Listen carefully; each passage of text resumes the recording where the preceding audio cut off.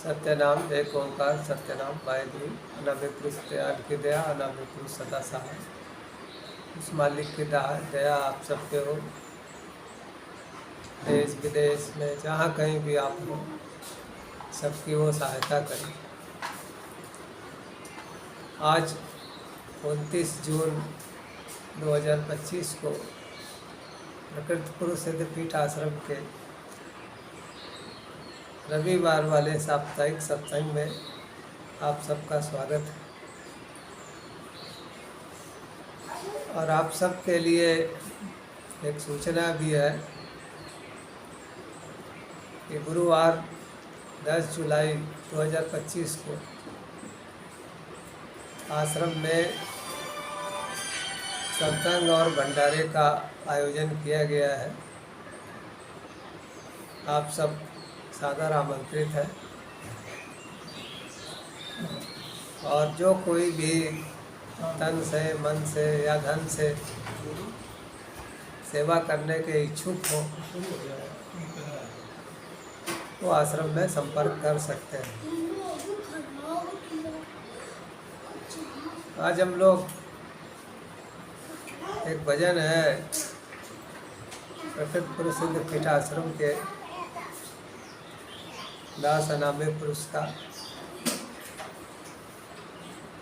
उसी भजन पे हम लोग आज सत्संग करेंगे।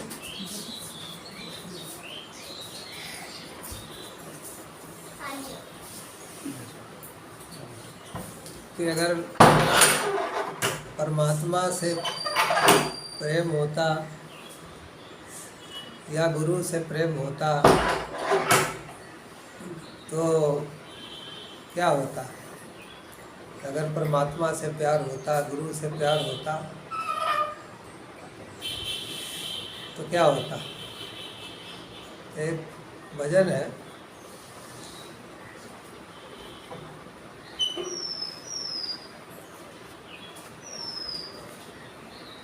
एक भजन है,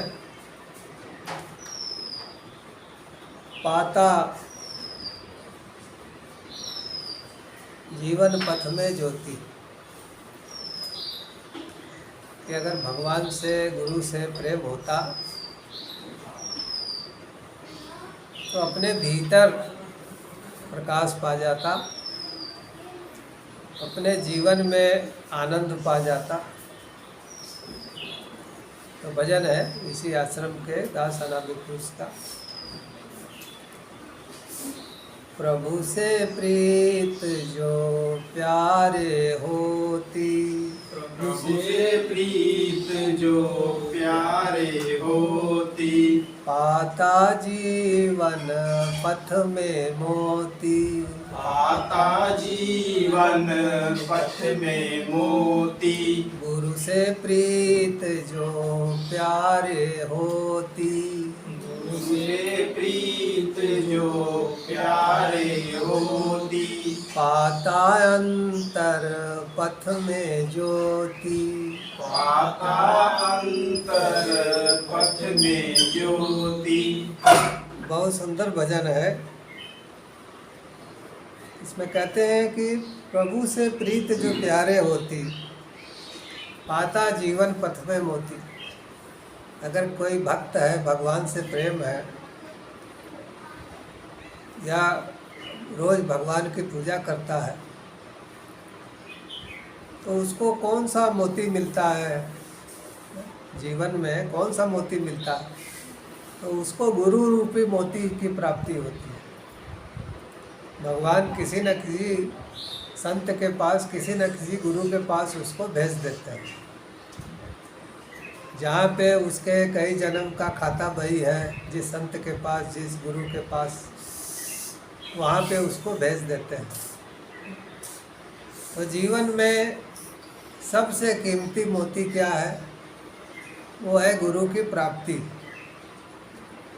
और गुरु की प्राप्ति भी तब होती है जब व्यक्ति को भगवान से प्रेम होता है, नित्य भगवान का स्मरण करता है, तो भगवान किसी न किसी संत के पास उसे भेज देते हैं। बहुत से लोग देवी देवताओं की पूजा करते हैं, कोई हनुमान जी की पूजा करता है, कोई दुर्गा जी की पूजा करता है, तो उसका नतीजा क्या होता है? उसका यही नतीजा निकलता है कि देवता जो है उस तपस्या से खुश होकर के किसी न किसी संत का पता बता देते हैं, चाहे स्वप्न में, चाहे दर्शन देके, या किसी न किसी माध्यम से किसी न किसी संत के यहाँ उसको भेज देते हैं। तो देवी देवताओं की पूजा या परमात्मा की पूजा, उसका एक ही सुफल है कि हमें संत सानिध्य मिले, किसी गुरु का सानिध्य मिले। सबसे बड़ा उसका यही सुफल है। तो कहते हैं कि अब भगवान की कृपा से गुरु की प्राप्ति हो जाती है, या पिछले जन्म के पुण्य हैं, पिछले जन्म के अच्छे संस्कार हैं, तो उसके परिणाम स्वरूप गुरु की प्राप्ति हो जाती है। एक शब्द है ना, सौभाग्य। सौभाग्य से हमें किसी संत के दर्शन हुए, संत की प्राप्ति हुई। तो सौभाग्य मतलब 100 जन्म के अच्छे कर्म। सौभाग्य का मतलब कि 100 जन्म का भाग्य, यानी 100 जन्म के अच्छे कर्म। तो अगर किसी गुरु से, संत से, सौभाग्य से मिलन हो जाए, तो कह रहे हैं कि फिर गुरु से जब लगाव हो जाता है तो पाता अंतर पथ में ज्योति, अपने को ही भीतर जो है ज्योति के रूप में देखता है। इंसान की सबसे बड़ी कमी क्या है कि वो अपने को शरीर समझता है। शरीर के अलावा उसको कोई ज्ञान नहीं कि शरीर के अलावा भी हम कुछ हैं। तो उसको मन का थोड़ा बहुत ज्ञान हो जाता है, क्योंकि सबको अनुभव होता है कि हमारे भीतर मन है, मन ये सोचता है, ये करता है, वहाँ जाने को करता है, मन किसी चीज़ में लगता है, नहीं लगता है। लेकिन मन से जो सूक्ष्म है आत्मा, यानी मन से भी सूक्ष्म आप है, आपका असली रूप, उसका अनुभव नहीं होता है बिना गुरु के। तो कह रहे हैं कि जब किसी संत के पास जाते हैं, गुरु के पास जाते हैं, तो उनकी कृपा से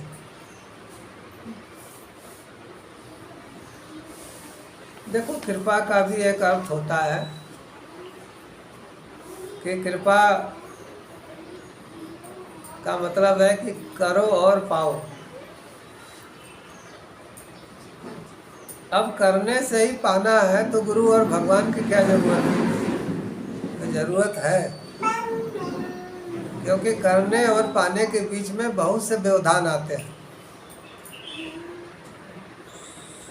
और वो व्यवधान जो है गुरु और भगवान की कृपा से दूर होते हैं, इसलिए उसको कृपा कहा जाता है। तो करने और पाने के बीच में जो व्यवधान है, उसको गुरु और भगवान जो है दूर करते हैं। इसलिए संसार में सभी लोग कर्म करते हैं, लेकिन सभी को अच्छे फल मिले ये जरूरी नहीं। तो हमारे कर्म सार्थक हो, हमारे कर्म सिद्ध हो, इसके लिए भी किसी न किसी संत का सानिध्य जरूरी। आगे कहते हैं,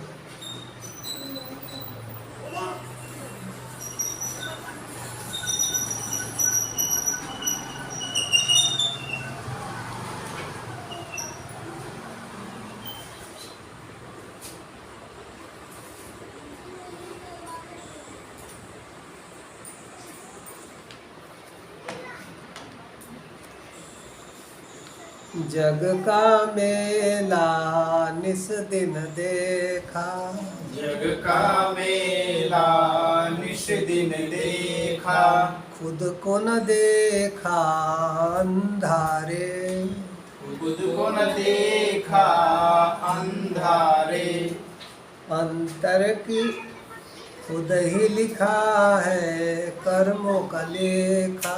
खुद ही लिखा है कर्मों का लेखा। करके काला उजला धंधारे, करके काला उजला अंधारे। अंतर की आवाज जो सुनता, अंतर की आवाज जो सुनता।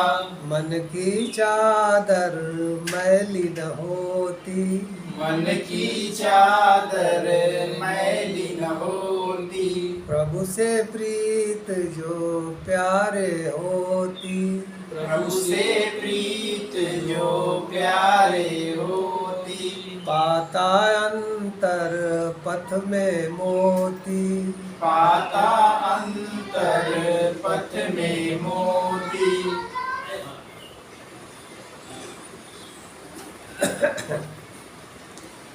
तो कहते हैं कि संसार का मेला सब लोग देखते हैं, रोज देखते हैं, नित्य देखते हैं। जग का मेला निस्दिन देख। संसार जो है, संसार भी एक मेला है। और मेले की खराबी क्या है? आप मेले में जाते हो तो मेले की खराबी क्या है? तो मेले में जाके आदमी अपने घर का पता भूल जाता है कि घर भी वापस जाना है। क्योंकि मेला आकर्षक होता है ना, कहीं झूले हैं, कहीं मिठाइयों की दुकान, कहीं खिलौने की दुकान, बच्चे से लेके बूढ़े तक सबके लिए मेले में कुछ न कुछ होता है। ऐसे ही संसार में भी माया जाल है, बच्चे से लेके बूढ़े तक के लिए। पूरे संसार का जो मेला है वो हर एक को अपनी तरफ खींचता है। तो कह रहे हैं कि संसार का मेला तो आदमी देखता है, लेकिन अपने को नहीं जान पाता कि वो कौन है, दुनिया में क्यों आया है। अपने को नहीं देख पाता है आदमी।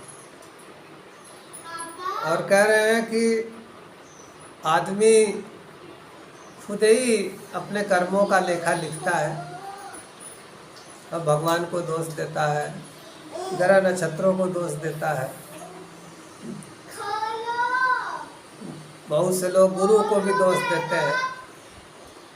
तो कह रहे हैं कि जो कर्मों का लेखा है, आदमी अच्छा कर्म करे तो, बुरा कर्म करे तो, ये सब कर्मों का लेखा जो है ये कई जन्म का होता है। एक जन्म नहीं, कई जन्म का,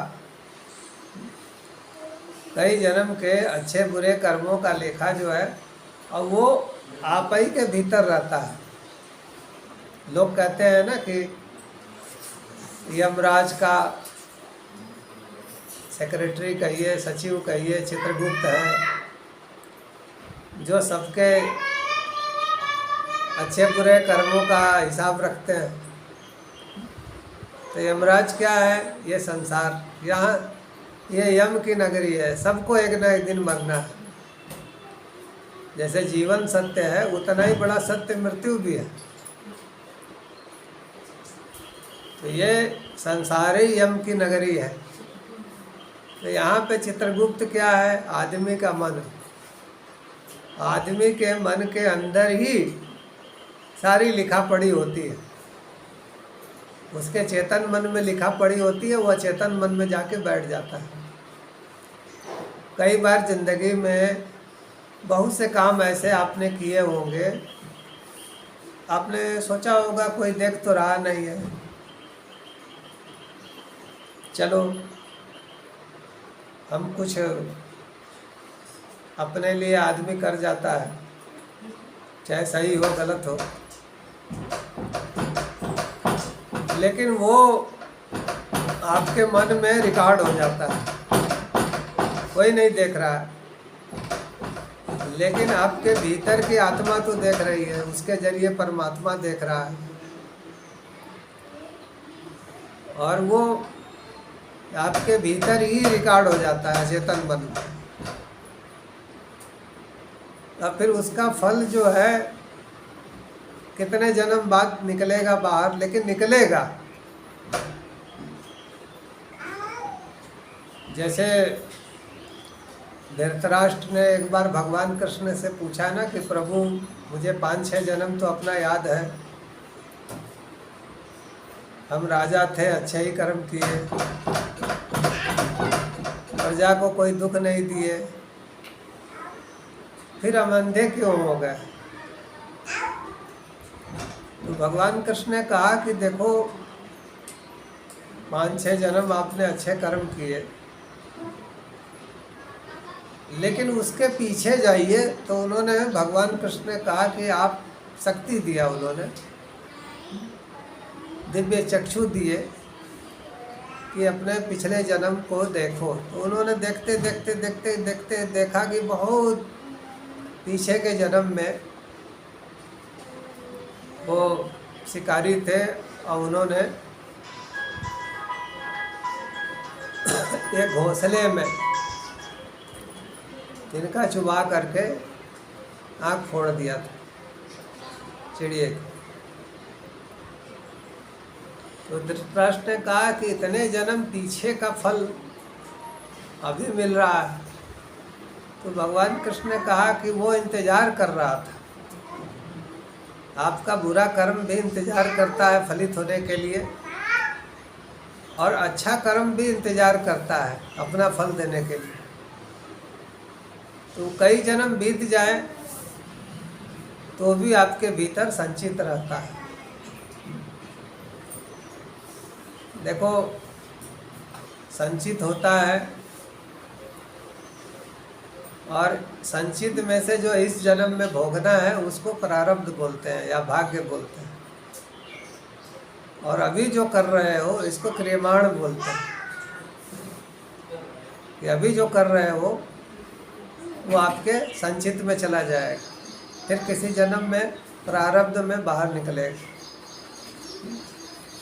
तो ये जन्म जन्मांतर तक ऐसे ही जो है चलता रहता है। तो कह रहे हैं कि कोई किसी को, मानस में भी लिखा गया है ना कि कोई किसी को दुख नहीं देता है, सब अपने ही कर्मों का फल भोगते हैं। लेकिन दोष जो है भगवान को देंगे, गुरु को देंगे, ग्रह नक्षत्रों को देंगे।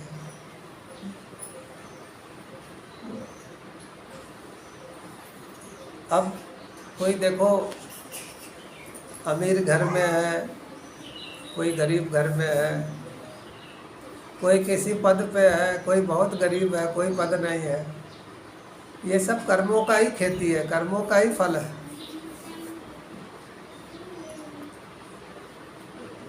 आगे कहते हैं,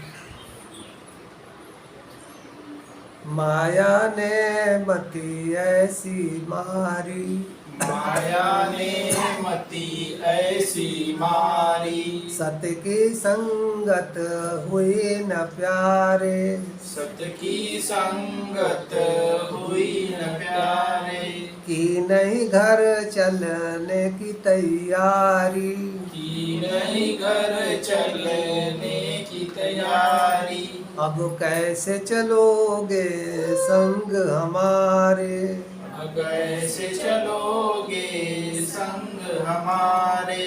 काश अगर तू गुरुमुख होता, काश अगर तू गुरुमुख होता, काल के रथ में रूह न होती, काल के रथ में रूह न होती, सिसक सिसक कर यूं नहीं रोती, सिसक सिसक कर यूं नहीं रोती, सत्यलोक की वासी होती, सत्यलोक की वासी होती, प्रभु से प्रीत जो प्यारे होती, प्रभु से प्रीत जो प्यारे होती, पाता अंतर पथ में ज्योति।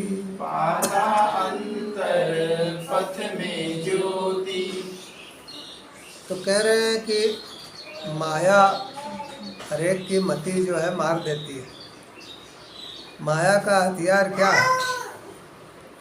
माया का हथियार है 3 गुण, सतोगुण, रजोगुण, तमोगुण। यही माया का हथियार है। तो किसी में तमोगुण बढ़ा देती है, किसी में सतोगुण बढ़ा देती है, किसी में रजोगुण बढ़ा देगी। तो माया इसी हथियार से लड़ती है। तो कह रहे हैं कि माया ऐसी मति मार देती है, किसी संत के पास आदमी जा ही नहीं पाता है। जुए खाने चला जाएगा, दारू पीने चला जाएगा, कहीं बैठ के गप हाँकेगा, लेकिन माया किसी संत के पास जाने नहीं देती है। तो कह रहे हैं कि नहीं चलने की तैयारी। कह रहे हैं किसी संत के यहाँ नहीं गए, कुछ भजन नहीं किए, तो कह रहे हैं कि फिर कैसे गुरु के साथ जाओगे?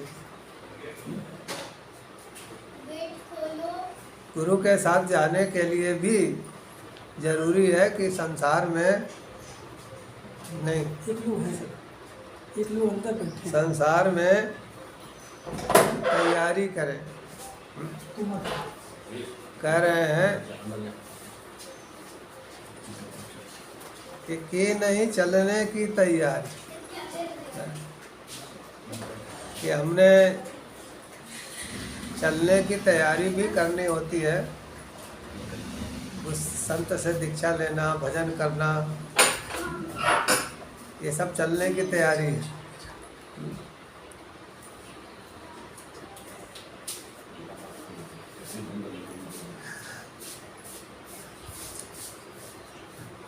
तो कह रहे हैं कि काश अगर तू गुरुमुख होता।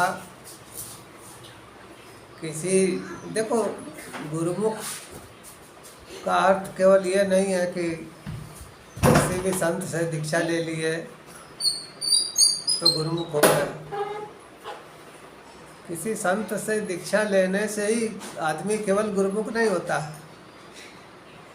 उसको भजन भी करना होगा, संत के पास आना जाना भी होगा, अपने गुरु का अनुभव भी लेना होगा,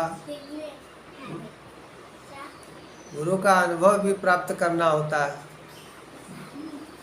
कहा गया है ना कि शिष्य शिष्य सब ही कहे, शिष्य भया नहीं कोय, पलटू गुरु की वस्तु को लखे शिष्य तब होय। सब कहते हैं कि हम शिष्य हैं, लेकिन शिष्य होना भी सरल काम नहीं है। संत पलटू दास कहते हैं कि गुरु के अनुभव को जब हम देख लेते हैं, गुरु के अनुभव को जब अनुभव कर लेते हैं, तब हम शिष्य कहलाने के अधिकारी होते हैं। और गुरु अपने जैसा ही बना लेते हैं। पारस में और संत में बड़ो अंतर हो जान, वह लोहा कंचन करे, वह कर ले आप समान। कहते हैं कि पारस पत्थर लोहे को सोना बना देता है, लेकिन कोई भी पारस पत्थर लोहे को पारस नहीं बना सकता। कोई भी पारस पत्थर जो है वो लोहे को सोना नहीं बना सकता, लेकिन गुरु में इतनी सामर्थ्य है कि वो अपने जैसा बना सकता है।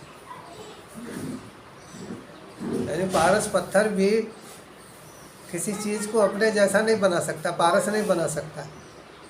लोहा को भले ही सोना कर दे, लेकिन केवल संतों में ही खासियत होती है कि वो अपने जैसा बना लेते हैं।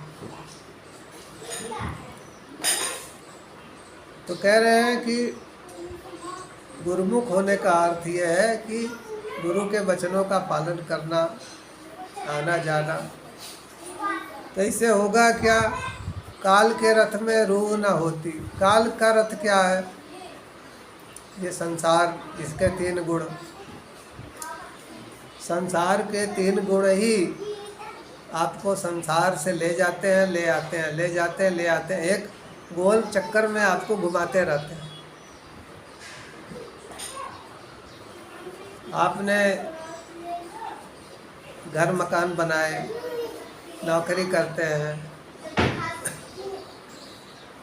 बीवी बच्चे हैं, पति पत्नी है, तो इसी जन्म में थोड़े हैं, कितने जन्म बीत गए, कितने जन्म बीत गए ऐसे ही जीते हुए, यही सब करते हुए।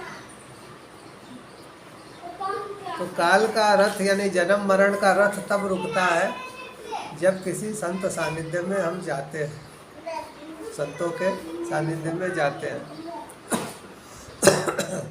कह रहे हैं कि आत्मा को कर्मों के कारण बहुत कष्ट झेलना पड़ता है, मन के कारण। आत्मा देखो मन की वजह से और मन के कर्मों की वजह से दुखी होती है। मन ने कोई खराब कर्म किया और उसको जेल की सजा हो गई, तो शरीर मन के साथ आत्मा भी तो कैद है। शरीर में आत्मा भी तो कैद है, तो शरीर मन के साथ साथ आत्मा भी गेहूं के साथ जैसे घुल, ऐसे ही आत्मा भी सजा पाती है। आत्मा तो निर्दोष होती है, लेकिन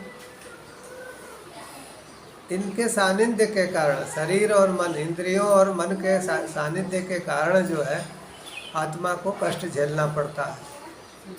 इसलिए कहते हैं कि मन को सही करो, अपने इंद्रियों को अच्छे कामों में लगाओ, अपने बुद्धि को अच्छे कामों में लगाओ और संतों का सानिध्य करो। तो कहते हैं कि आत्मा सत्यलोक यानी अपने धाम, परमात्मा के धाम जहाँ से हम आए हैं वहाँ चली जाती है।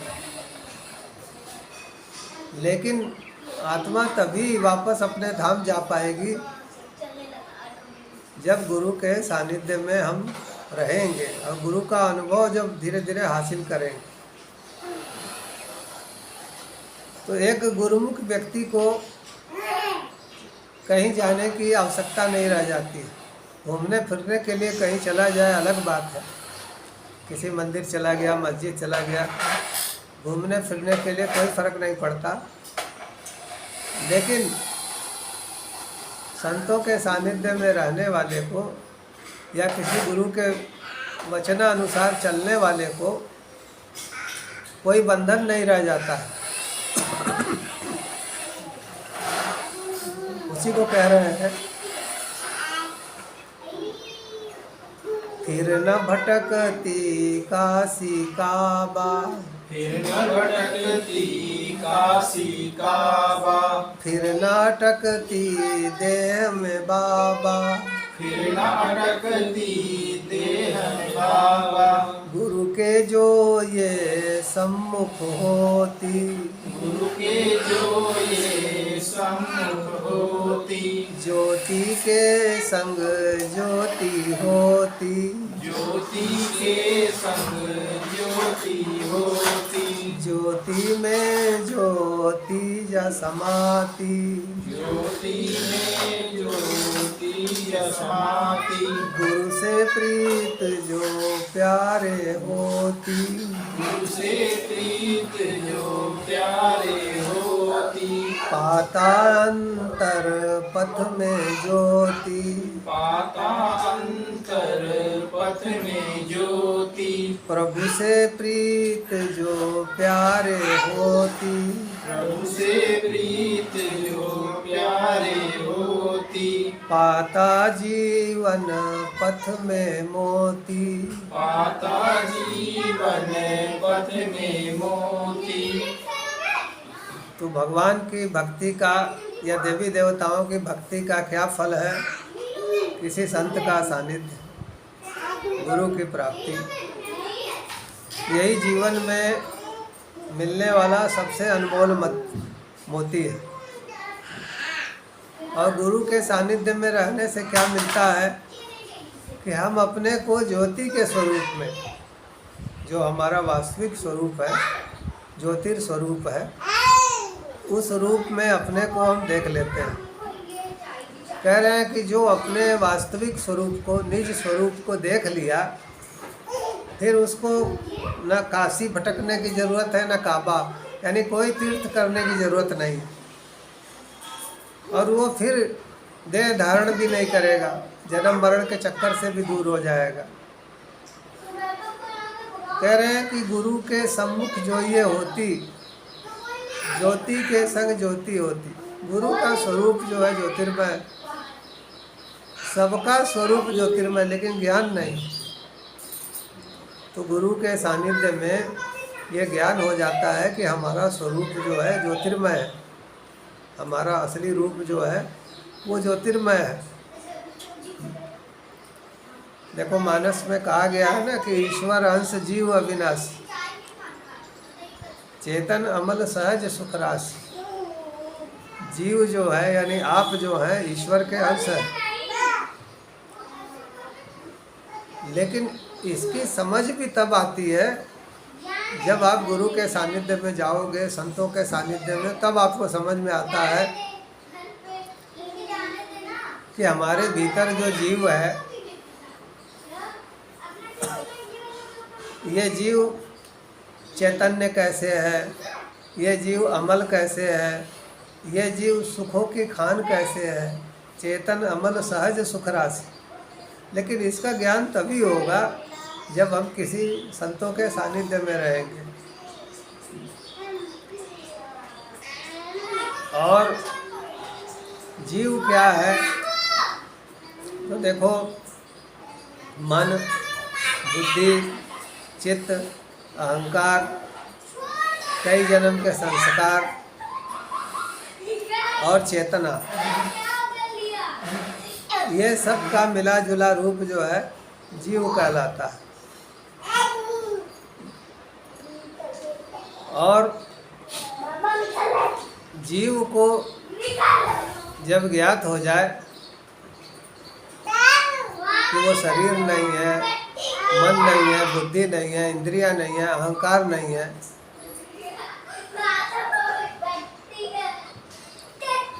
यानी जीव को जब जीवात्मा का ज्ञान हो जाए तो वो महात्मा हो जाता है। और जब अपनी आत्मा में ही रमण करने लगता है तो उसको धीरे धीरे परमात्मा का भी ज्ञान हो जाता है। इसलिए कहा गया है कि बड़े से बड़े पापात्मा, बड़ा से बड़ा दुष्टात्मा भी महात्मा हो सकता है। अगर किसी संत के सानिध्य में चला गया और उसको तो कितना भी बड़ा दुष्टात्मा हो, पापात्मा हो, लेकिन उसको धीरे धीरे अगर ज्ञान हो गया कि मैं जीवात्मा हूँ, और अपने जीवात्मा स्वरूप को समझते समझते वो महात्मा हो जाता। और महात्मा का मतलब अपनी आत्मा की महानता को समझना। और जब आत्मा में ही वो रमण करने लगता है तो धीरे धीरे उसको परमात्मा का ज्ञान हो जाता है। देखो भीतर जो आत्मा है वही बाहर परमात्मा है। जैसे समुद्र में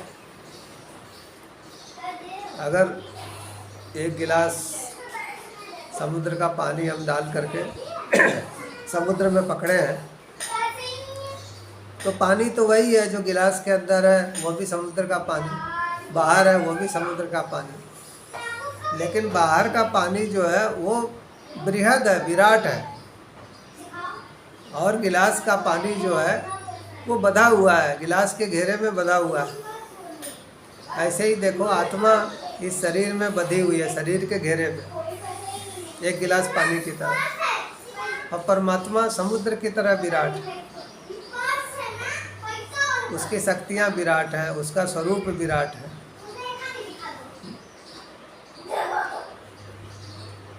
और इसका ज्ञान धीरे धीरे ही होता है देखो ईश्वर लीन भी एक अवस्था होती है संत महात्माओं की, जो कई जन्मों के पश्चात या कह लो आखिरी जन्म में संत जो है ईश्वर लीन अवस्था में पहुंचते हैं